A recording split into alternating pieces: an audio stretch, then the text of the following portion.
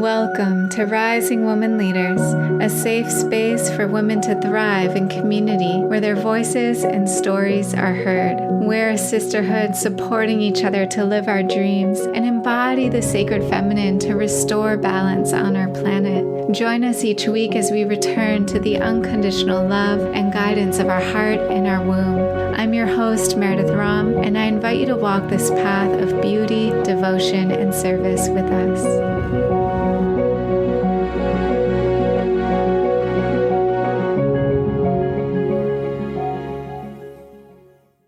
I'm here today with Sister Cherée. It's an honor to have her here. I met her on the island of Kaua'i, where I've been for the last few months. And she is a priestess, a healer, a guide. She works with the Akashic Records. She's been so helpful for me on my path. We've had the privilege of exploring this beautiful island together and the nature and the beauty. And it's an honor to have her here and to share her wisdom with us today. Thank you for being here. Oh, thank you so much, Meredith. Thank you for the invitation. And thank you so much for your energy. All of what you just said just brought me right back to Kaua'i and how much I miss it. And just our amazing adventures on Grandmother Kaua'i and her beautiful energy. I hope to be back there soon. And until then, just completely coming back full circle into service. And just so happy to be here with you.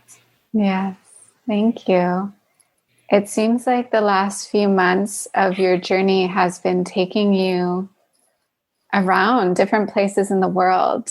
And I know that something that you are attuned into or working with are energy and ley lines. And I wonder if you could share anything about that, of like the places you've been drawn to the last few months, what energies you're working with, what you feel, what a ley line is, what that's been like. Yeah. Absolutely. What a great question. Well, I'm from the Caribbean, the Virgin Islands, and the island of St. Thomas, which I just recently found out we are actually in the Bermuda Triangle, which I find so interesting as far as energies are concerned, and right smack dab in the middle of Atlantis.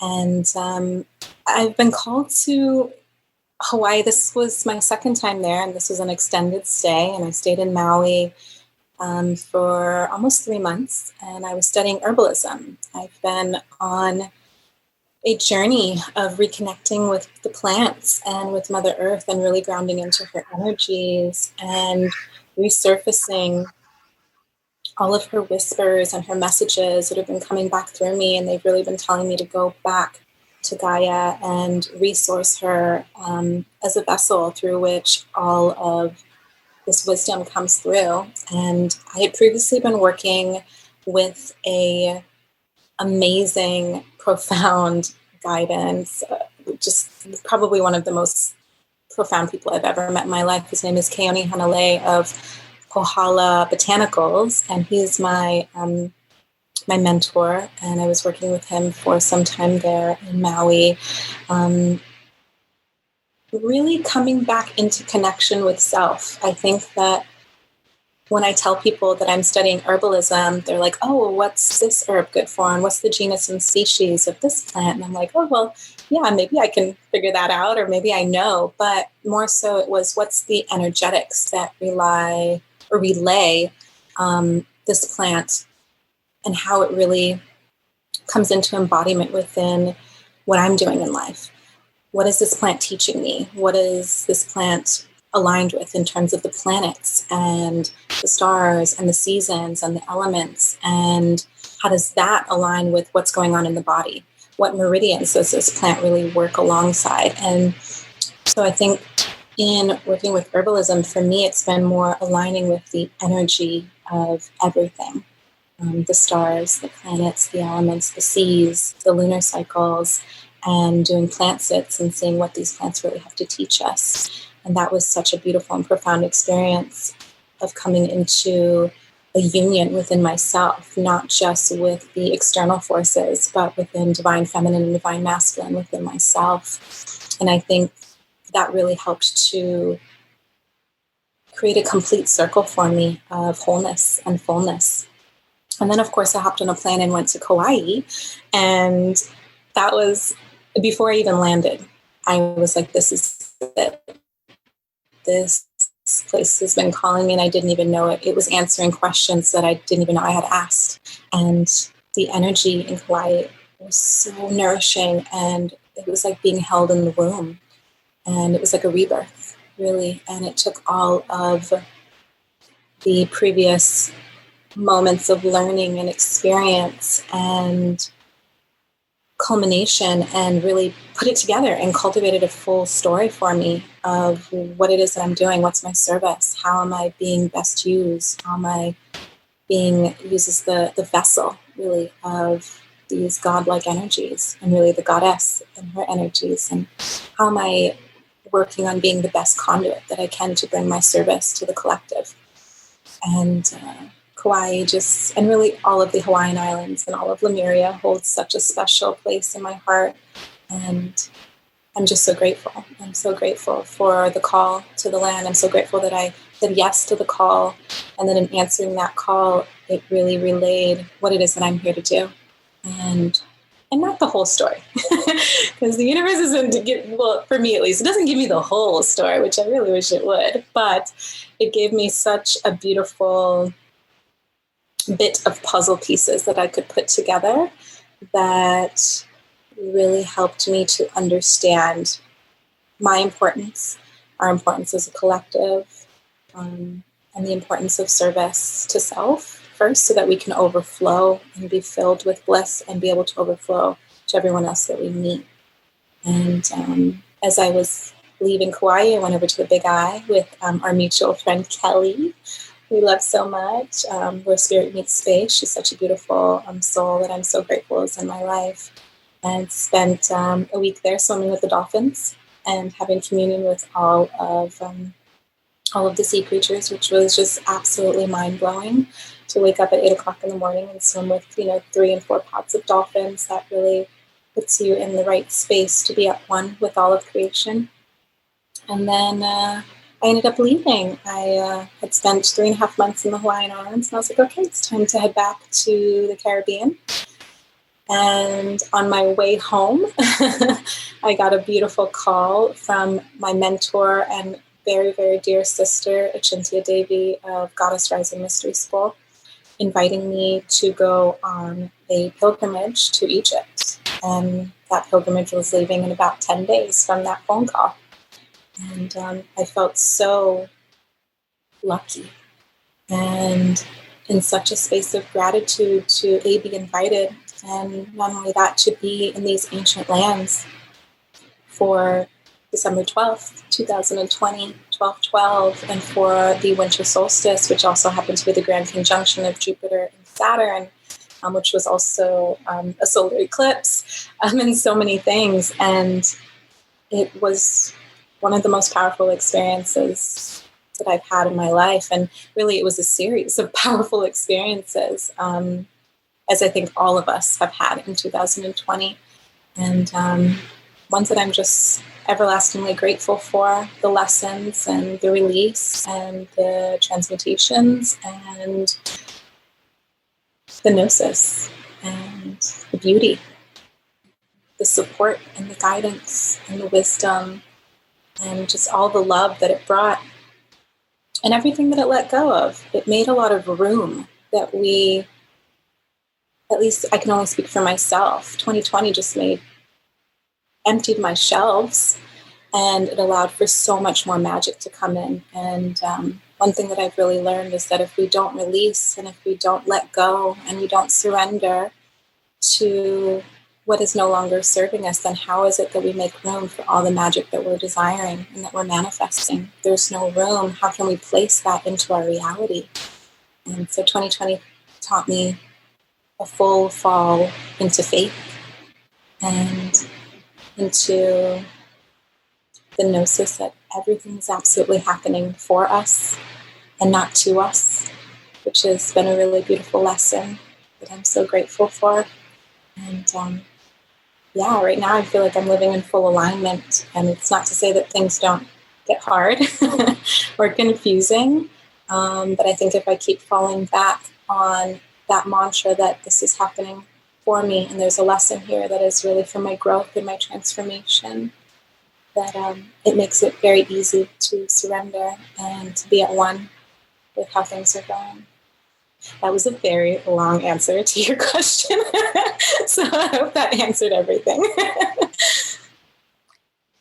It sounds like the journey in these places are waking up parts of you to better understand your service, to better understand what you're here for.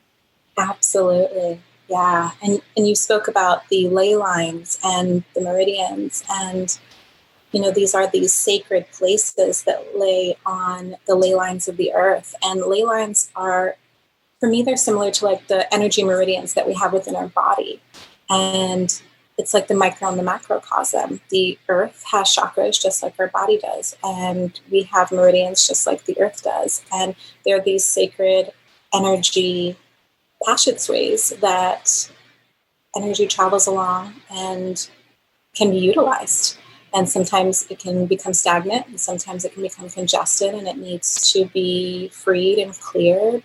And that's, I think, what I've been doing, freeing the ley lines and the energy in my own chakras. And while I'm doing that, we're also doing that for the planet and releasing the stagnancies that are blocking us from our highest and greatest bliss. I haven't quite thought of it in that way, like freeing up energy on Mother Earth as this entity so that more people can receive the energies and open. Yeah. I think it's really profound, and this idea of the micro and the macrocosm has been really oscillating for me for quite some time, of how small but yet how big our presence is, and how much our energy affects everything else. And so when we can place ourselves and make space and room within our own energy field for what is manifesting to be our highest and greatest service, then the planet has created that as well. And then the universe and the galaxy and whatever is beyond that. And, the planting of seeds and the planting of ideas wherever we go really does that as well. And that's why I'm so grateful for your podcast and many others like yours that are kind of inseminating these little seeds everywhere, and whether they are watered and grown at this moment, they're there and they're planted and they're in the fertile womb space, just waiting for the right and perfect moment. So, thank you. Yes. Thank you.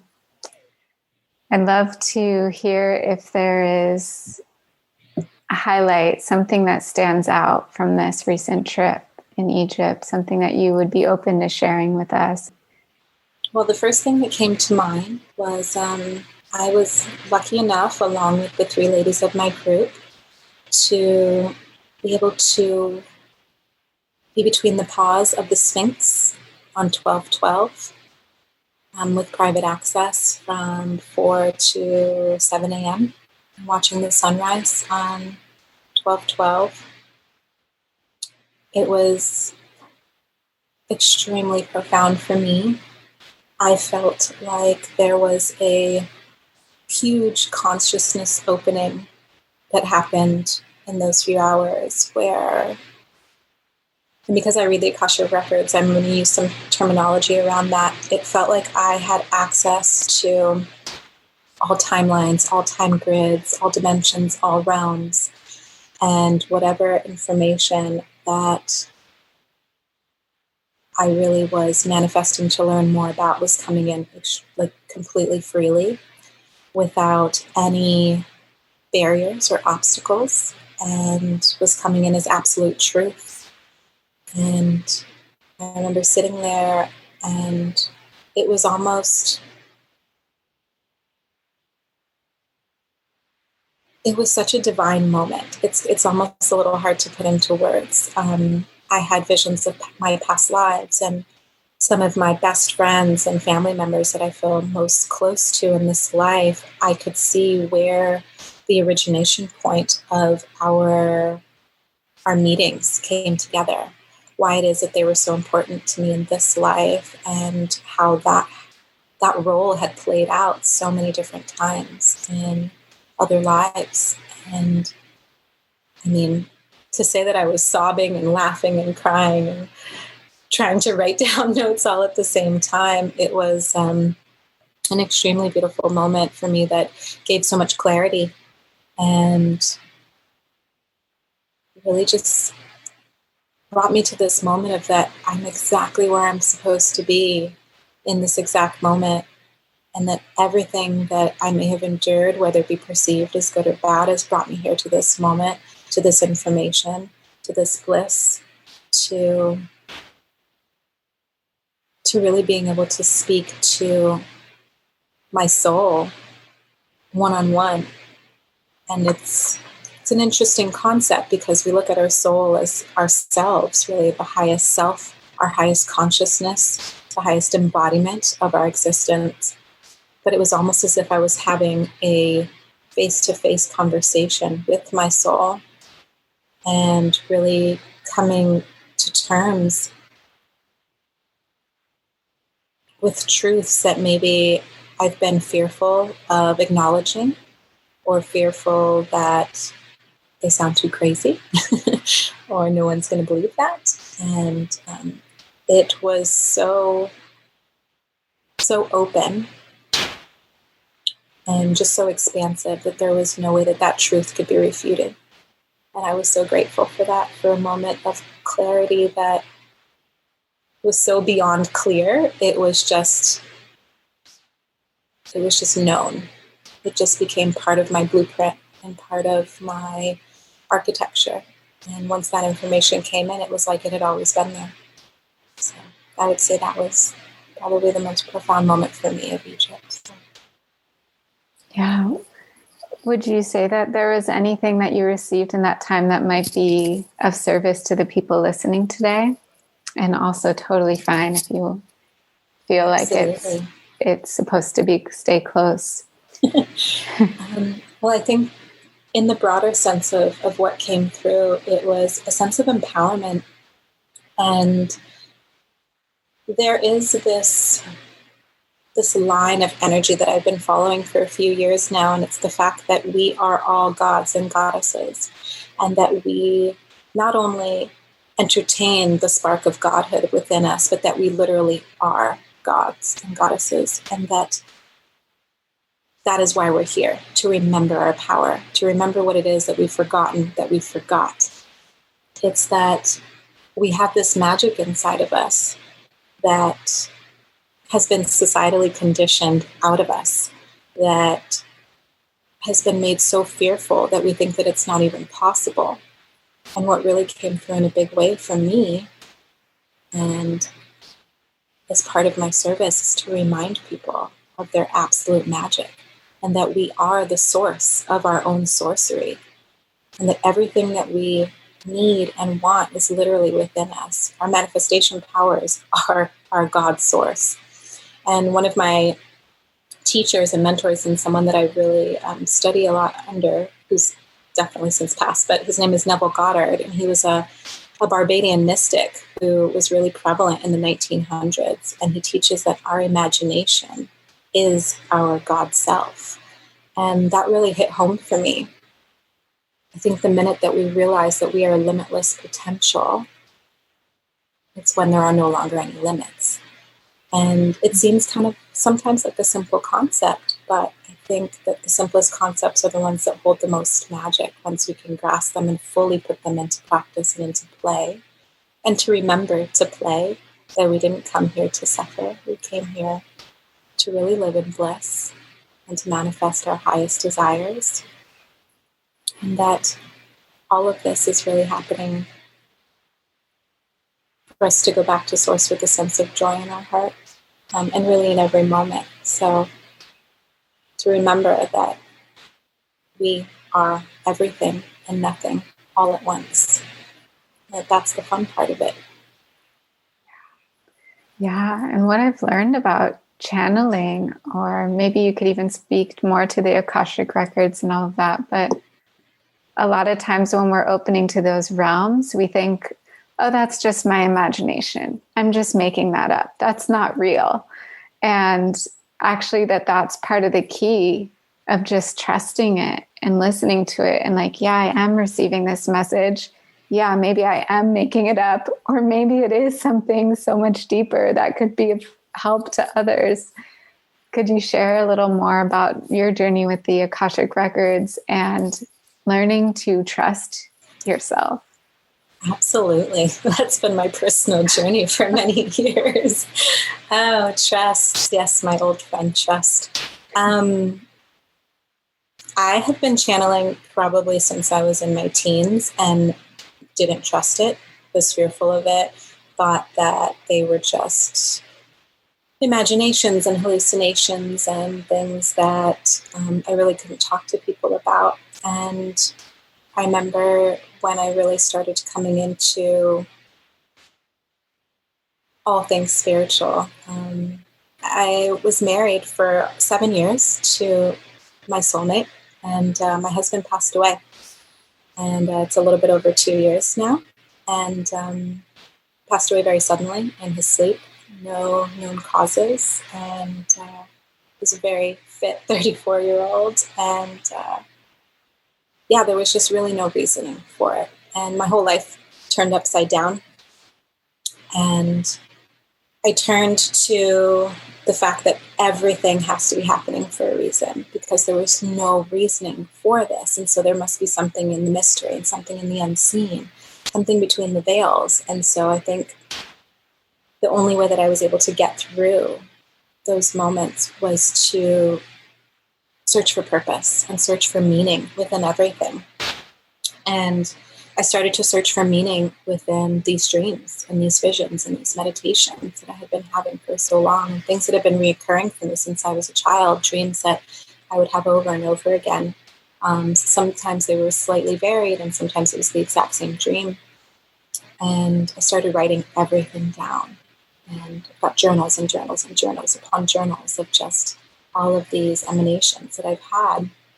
And I started to notice these huge comparisons that were going on of things that were just so similar.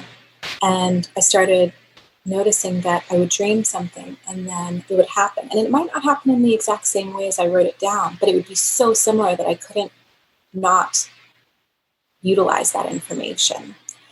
And I had been reading tarot, mostly for myself, for about the past 6 years. And I started getting much more into that. And I had cultivated this meditation practice where I'd wake up at sunrise and I would sun gaze with the sunrise, and then I would do a tarot spread, and usually only 3 to 4 cards, and I would place them face down, and then I would go into meditation, and whatever came through, I would go ahead and write it down.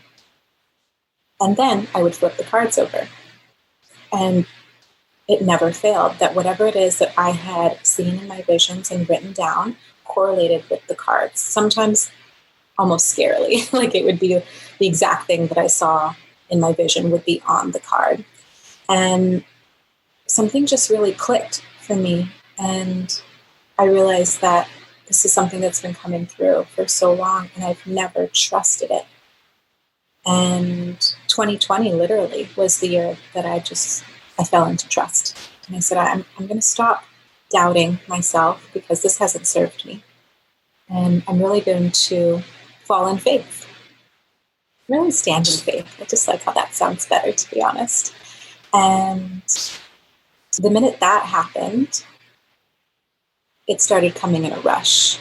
And there was a mentor that I had been speaking with, because I own a metaphysical store here in the Virgin Islands, and I had wanted her to come and teach classes. And she sent me an email saying that she was doing Akashic Records certifications, levels 1, 2, and 3. And, you could just take one level, or you could go all the way to the mastery.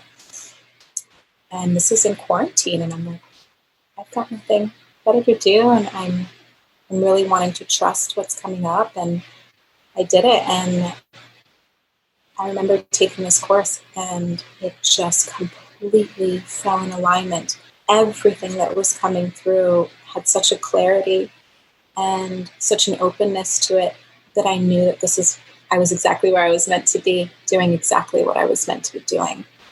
And the trust came through. And I think that if I had one message for your listeners, is that whenever something comes in, yes, do you have to go, you don't have to go and shout it from the rooftops and say, this is what I dreamt about last night, or this is what's coming in, but write it down.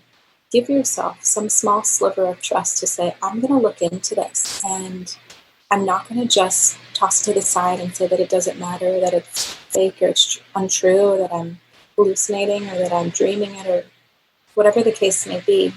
Give it your time, give it your attention, give it some love and some compassion, and say it's got to be coming in for a reason, and that there's something that it's trying to teach me. And someone once said to me that if you remember your dreams, that they just weren't dreams, they were messages. And that really stuck with me, because I always remember my dreams. And so I always am like, okay, these are messages. And that's another suggestion that I would give your listeners, is to definitely have a dream journal. Writing down your dreams is such a beautiful way of cultivating relationships with your other selves, your other dimensional selves, your higher self, your soul, your guides, your spirit animals, whatever you'd like to call it. We are existing on several different dimensional planes. And I know even when I hear myself say that, I'm like, oh, that's a big one.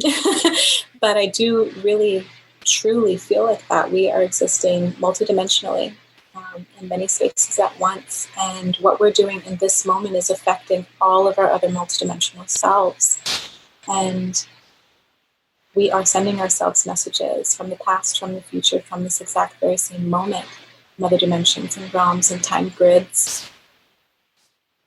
And so take the message, listen to it. There's truth in it all. It's the everything and the nothing. And it's the beauty of it, the fact that we have these capabilities, and that there is this mass awakening that has been happening on our planet.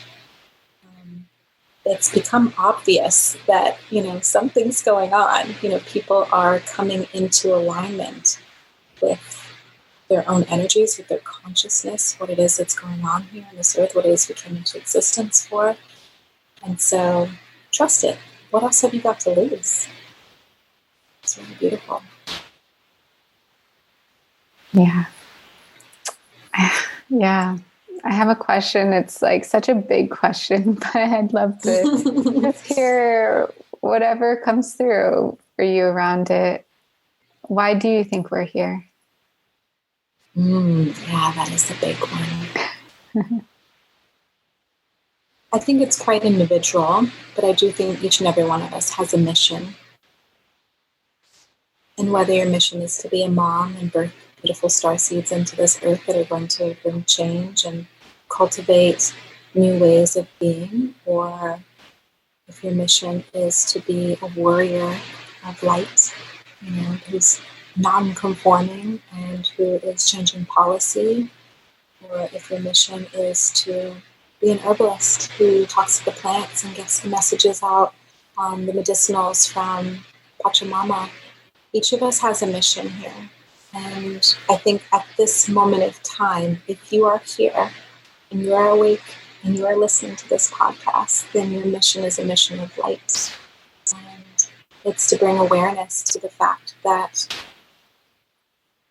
we are all gods and goddesses, and that we have this innate magic of manifestation that is so readily available to us. And it's to remember that. Our mission is really to remember our ancient origins and the fact that we are royal and ancient. And we've come here for a specific purpose that is specific to each one of us. And what is it that lights you on fire? What is it that is so passionate to you, that just sets your soul into this vortex of emanating passion and love and bliss? What is that? Because whatever it is, that's your mission. When people ask me, well, what's my purpose? I say, well, what do you love? Who do you love? What do you love to do? What books really just send your whole mind into, down a rabbit hole. What is it what activities you feel like time just flew by? Like, do more of that. That is your passion. And it doesn't have to be some life-altering, changing, fearful thing. And it could be. I feel like for a lot of us, there is this larger than life goal and mission and purpose that we're here to do. And for some of us, it can just be emanating love, and it can just be being happy and enjoying your day-to-day. I think also, our entire mission as well as a collective is to ascend. It's really to come into this next embodiment of our consciousness. And it's the realization that we are more than we've ever been told or conditioned to be. And to realize the more. What is the more to you? And whatever the more is the mission and is the purpose. Mm-hmm. Yeah. There could even be just different realities of what we're ascending into based on what we believe. It's just like so much possibility. Yeah, thank you for your thoughts on that big question. I'd love to hear, just, you did mention this really pivotal point in your life of your husband passing, and it's been 2 years. Do you feel like you're coming more into the understanding and the reason and the mystery of that whole experience? Yeah. It's been about 2.5 years now, and I think that he visits me quite often, and he assures me that the plan is according to plan. And I definitely do think that it absolutely happened for a reason. And I think it took me quite some time to come to that realization in the forefront of my reality. I think definitely that notion was running in the background all the time. I do partake in breath work quite often, and he always comes to me in breath work. And the very first time that I did a breath work session after he had passed, he came to me. And I remember my entire body was shaking and vibrating out of control. But I was in a completely altered state, and kind of somewhere in the middle where my consciousness was in this altered state, but I could still feel my body just going crazy. And he showed me what I can only relate to be our soul contract. And he said that we had both agreed to this, and to not worry, that this is exactly what was meant to happen. And at the time, I think it was really hard to grasp. But as time goes on, I'm realizing that. I'm realizing that the only way for my life to take this hard U-turn, as I like to call it, and this course correction, was for something so drastic to happen. And I'm grateful. I'm grateful for the fact that he loved me so much to be able to gift me where I am right now in life, and where I'm headed. That he gifted me my power and my magic back, and this path to oneness, and this path to being completely in my highest emanation and embodiment of myself. And so I can only be grateful and thankful for that, and know that each step is being guided by him, and that in each step I'm stepping in love. And so, what else could we ask for? I think it really speaks to just the journey you've been on to come to a place of gratitude from such grief, from an experience that would, for some people, they wouldn't be able to forgive. It would turn them into anger and all of it. questioning everything. Yeah, like you said at the beginning, just that life is happening for us. And I think in a lot of ways, it's too painful to think of life any other way. To just like... Yeah. Well, I definitely had my dark moments. I think that I can relay it in hindsight very beautifully. But actually, the last time that I went to Egypt, when I came back, I was extremely sick. And I'm kind of one of these people who never get sick. And I came back from Egypt and got extremely sick on the flight home last year. Spent the entire 11-hour flight in the lavatory and having a very a very close relationship with the toilet there. And it was really bad. And I came home, and for 2 weeks, I literally lay in my bed. And I couldn't tell you what it is that was wrong with me. I felt completely lethargic, and I felt really... I felt like I just didn't want to live anymore.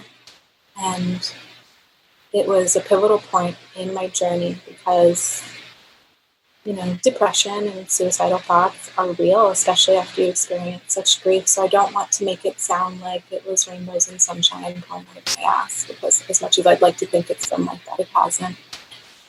And there was that pivotal point where I had to ask myself, I said, okay, am I going to go? Am I going to make a decision to say that this is too much? Maybe this is how it ends. I can't deal with this grief. The heartache is too much. I can't breathe. Or do I crawl out of the depths of despair and know that there is a purpose for this, and to find the light somewhere, somehow, and to know that it's there even if I can't see it at the moment. And at the end of that 2 weeks, I crawled out of my bed, crawled out to my porch, and I'm really lucky I live right by the ocean. And it started to rain. And when it rained, I just felt like it just washed me anew. And I said, okay, I've made my decision. I'm going to give this a go. And if I'm going to give it a go, I'm going to give it my all, because I don't do things half-ass. And so here we are. And I'm really glad that I decided that. But there was a moment there where it was not an easy decision. So for anybody who is struggling with these low feelings, with the darkness, there's a moment where you can embrace the darkness, because there's so much power to be found there. And there's so much strength to really be found in the darkness. And I don't think that I would be here having this conversation with you about all the places that I've traveled and all the lessons and experiences and beautiful moments that I've had if I didn't first embrace the darkness, and if I didn't become one with it. And as humans, we are equally made of light and dark. And to become fully whole and complete and one with ourselves, we do have to embrace that darkness. So I'm grateful for that experience as well, even though it wasn't as what we would perceive as a pleasant experience. It was probably the hardest thing I've ever gone through in my entire life. And I'm grateful for it. And I thank it every day, because it's really made me strong. Is probably not the best word to use, but it's made me almost somewhat indestructible. I feel like if I could go through that, then there's really nothing that will stand in my way. Wow. And where do you see yourself this coming year? Where do you see, what is guiding you? What is lighting up your heart? How do you want to be showing up? So many things. I want to be in the ultimate position of service. As are you, I am definitely on the priestess path, and I want to revel in all of the mysteries, in all of the ancient messages and wisdom that our ancestors knew so well. And that's the information that I want to channel to the collective. That's the information that I want to channel into myself to become a living embodiment of the goddess, of the priestess, of the healer, of the queen, of the maiden, mother crone, of it all, really, of the fully balanced dark and light, the polarities within, and really the 0 point of the infinity spiral. That's where I find myself. I want to be everything and nothing and all of it, the both ends. And yeah, I want to empower people. And I think that's kind of been my role my entire life. And I've just very recently realized that I love to empower people. I love to help them see their reflection of their greatness and the power that they hold within themselves that is yet to be realized. I want people to understand that each of us has this spark that no one else has. It's so completely unique. And that's why you're here, because no one else is like you. And so don't compare yourself, because why would you?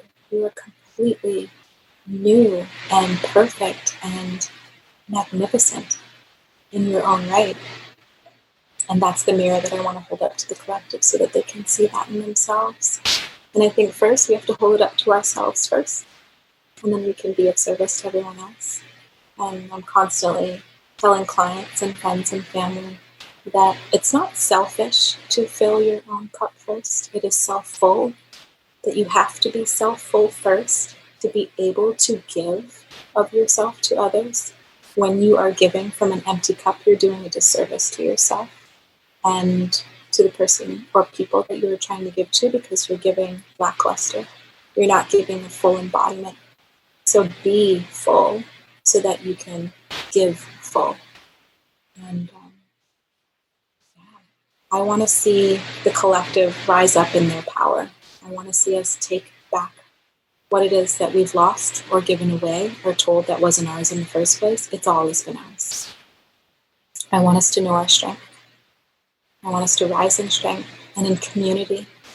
And I want us to cultivate consciousness as an everyday topic, and being able to energize ourselves along these sacred ley lines with sacred communities. And everything is sacred. I mean, I love this word because it literally is everything.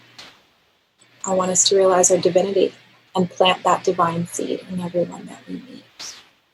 And so I hope to do that within my community. I hope to do that with the people that I meet along my travels. I hope to take what it is that I learned from my mentors and disseminate that along the same ley lines of the earth. And I hope to do all of this alongside friends and families and neighbors and strangers and people that we meet along the way that change us in ways that we're not even sure of in the moment. I think that being an agent of change is the collective mission. So I hope to stand strong within that collective body as a beacon of hope and a beacon of light. And to speak strongly from my heart and from my soul, and to have people resonate with what it is that comes through.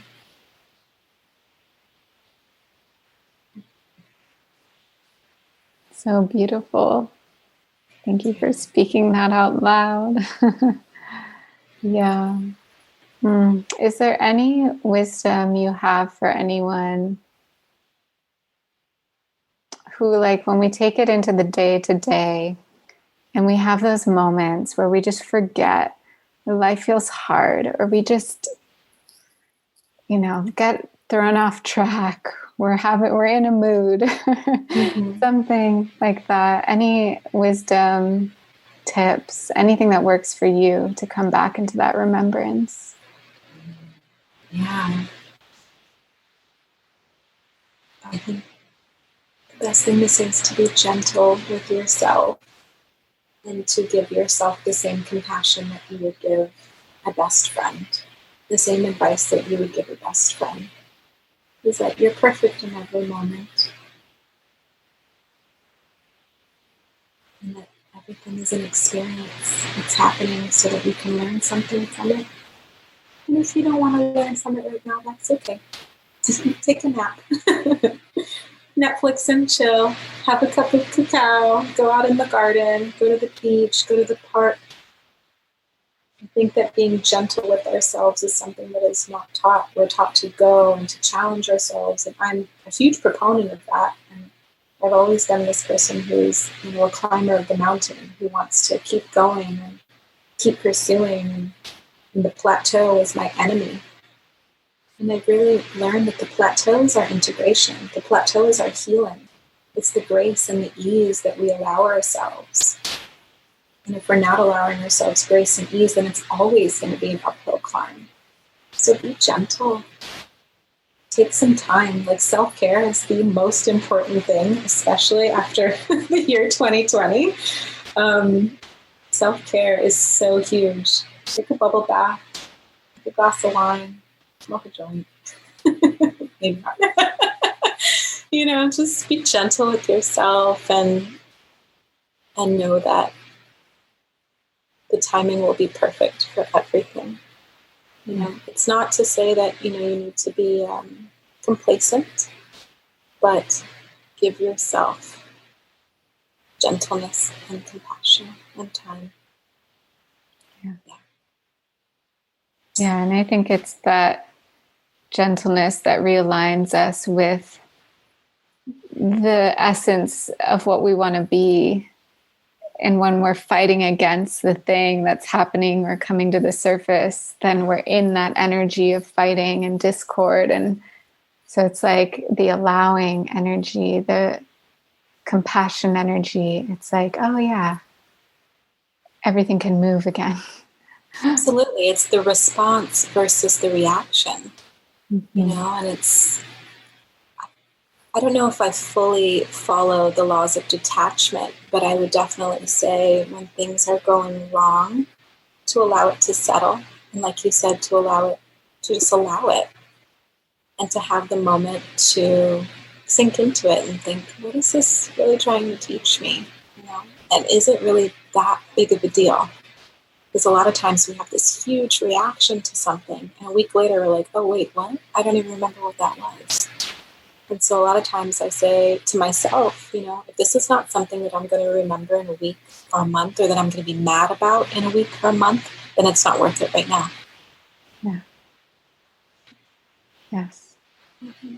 Yes. And tell us what is coming up in your business. How are you supporting people? What offerings do you have? How can people be in touch?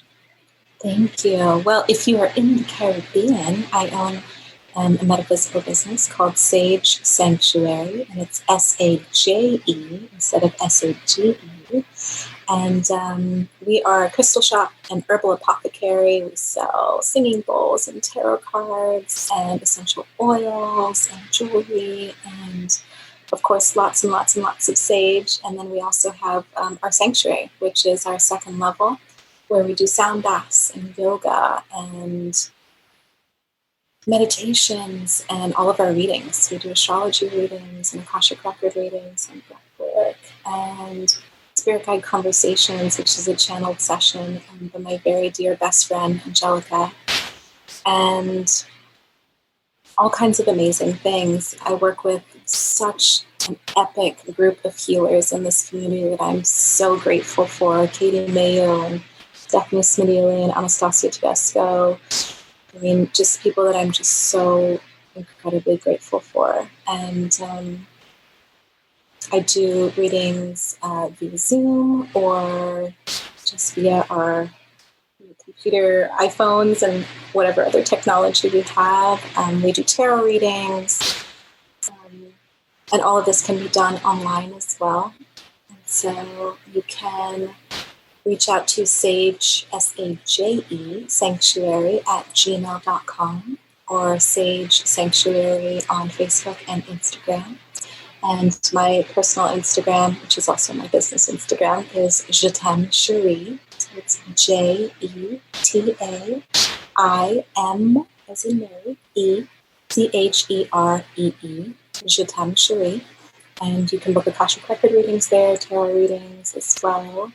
We also do past life tarot readings with an amazing healer named Tiffany. I'm so grateful for the community that I have here and that I have really all over the world. And I'm just so grateful for my mentors, Shinto Devi and Sarah Soleil and Pahala Botanicals, and just these wonderful, wonderful, wonderful people who we've come into contact with that have really changed my life. And I'm grateful to you in this podcast and our divine connections. And, one moment that really stands out with you in Kaua'i was going to the Blue Caves and really feeling a huge mothering, rebirthing energy there. And I'm so grateful for your energy and the service that you're putting out into the world as well.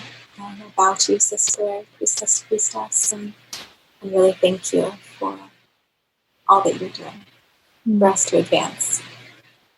Thank you. Yes, and I can share with everyone listening that I've had an Akashic Records session with Jitem, and it was so helpful.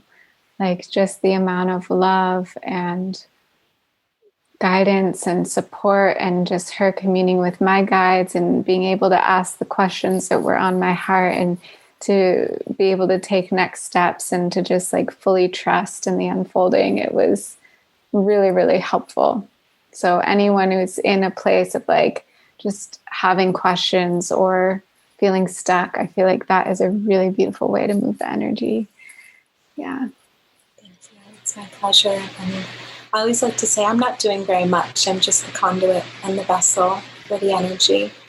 And many people, if not all people, can do this for themselves. And it's really just about trusting what comes through and knowing that there is magic to be found in every moment. Yes. Yes. Any other closing words for us, Jitem, before I lead us in a closing prayer? I just want to thank all the listeners for your time and the energy that you're putting into listening to this, and to remember that you are the source of your own sorcery, and that you are evoking change with every word, emotion, action, and moment of your life. You are powerful, you are needed, and you are here for a reason. And we love you. So beautiful. Let's just take that into our hearts. Coming back into the space of our breath, our bodies, our remembrance. What's true and real in this moment, our connection to the earth. How needed each of us are on our paths. How our hearts are guiding us. Learning to trust in what's coming up to the surface. What our guidance is leading us into. What messages we're receiving and what dreams we're having. Just thank you so much, Jitem, and just this remembrance and this time to be together, to share and to be in the wisdom and the mystery. Many blessings. Thank you. Many blessings to you, Meredith. Thank you so much, sister. Love you.